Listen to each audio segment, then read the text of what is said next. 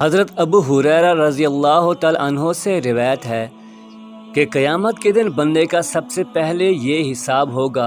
कि उससे कहा जाएगा, क्या मैंने तुम्हें तंदुरुस्ती अता नहीं की थी और तुम्हें ठंडे पानी से सैराब नहीं किया था। हज़रत आयशा रज़ी अल्लाह तआला अन्हा से रिवायत है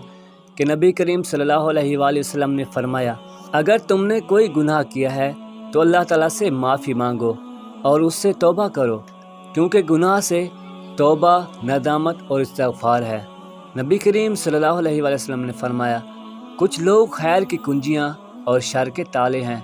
और कुछ लोग शर की कुंजियाँ और खैर के ताले होते हैं।